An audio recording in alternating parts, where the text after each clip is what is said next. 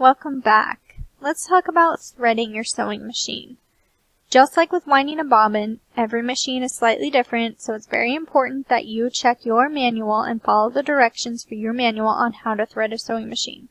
But here is a general way to thread a sewing machine, and we're going to go to my machine and I'm going to show you how it works on my machine. Let's get started. Okay, now we're going to thread our machine. So before you do anything, unwind from the bobbin area, get your thread, your thread on your spool pin with the spool holder into place, and make sure your machine is turned off. You don't want to go sewing through your finger. You also, when you thread your machine, want to make sure that the needle is in the highest position that it will go. So you need to turn your hand wheel toward you until it goes up as high as it will go until it doesn't go anymore. It's starting to go down, so I want to make sure it's up in the highest position. When you turn your hand wheel, always turn it towards you only. You only ever turn it towards you. So towards you until your needle goes as high as it can go. The other thing you need to make sure is when you are threading your machine that your presser foot is up. When your presser foot is down, your tension discs are engaged and they will be closed together tight, and it's harder to get the thread through there. So when your presser foot is up, the tension discs are disengaged and your thread can go through. So make sure your presser foot is up, your machine is off, and your needle is in the highest position. Then we're going to go up to our thread and we are going to start threading the machine. Now again, in mine, the thread goes from underneath and kind of off to the left. I'm going to follow the thread guiding directions that my machine has laid out. It tells me the steps, 1, 2, 3, 4, 5, and you're going to follow yours. Your machine may be slightly different, but this is in general the way it works. So again, check your manual to be sure you know for your machine.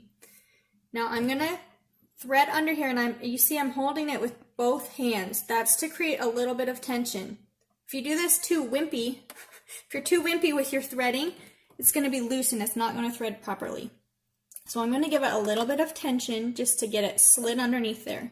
Then I'm going to go around, still holding on to keep that tension, not super tight, just to keep a little tension. I'm going to go in here, and now right here is where the tension discs are. Okay, can you hear that? Your machine will either have tension discs sticking out that you can see, or they'll be inside your machine like this where you can't see. But you need to make sure the thread goes through those tension discs. So that's why you need to have a little tension in your fingers so that you can pull it and you're not too wimpy with your threading. Okay, so you go down, mine shows going around, come back up again, around, and down. And now I let go up top and I'm going to come down here. Most machines will have a little metal finger that you're going to thread your machine around. So mine just goes right around that little finger there. And then you're going to thread your needle. You're going to thread from front to back on a home sewing machine. Now, one of the things that makes it easier is when you have a really sharp, very crisp edge to your thread. So you don't want it to be all fuzzy. So take a pair of really sharp scissors and just get it so you have a nice point to your thread. Another tip I have is don't hold it way up here. That's going to make it really hard to thread. And don't hold it way back here so it's floppy. Okay, you want to hold it like about an inch back from the end, and then you're going to go through. Another tip is to put your finger behind the needle. See, when there's nothing back here, this metal and all the light shines off and it's kind of hard to see the hole. But if you put your finger back here, you can see the eye of the needle a little bit easier. And then you can thread from front to back. You grab your thread. If it gets wrapped around, that's okay, and pull it back. Okay? Then, like on my machine, it's not an issue. I can just leave it back there, but it's best to get in the habit of finding the slit in your presser foot. All presser foots will have some kind of slit, either on the front or the side, where you can slide the thread through. So now the thread is in the middle right here, okay? Now, with your fingers away, turn your machine back on, okay? And now you have your needle threaded and your bobbin thread is still sticking out. When you start sewing, you want to pull your bobbin thread up. In order to do that, hold on to the end of your thread, which is about 6 inches back. Hold it kind of back to the left and turn your hand wheel toward you, which will lower your needle. So you're going to turn your hand wheel toward you.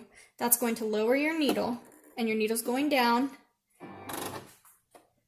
And it's going down into the bobbin case, and it's going to pull up and grab your bobbin thread, and you can just kind of pull, and you can see how that pulls my bobbin thread up, okay? You can probably still do this with your machine turned off, but on mine I needed the light. So now I have my bobbin thread is pulled up through the middle, my top thread is through the middle, and I am now ready to sew.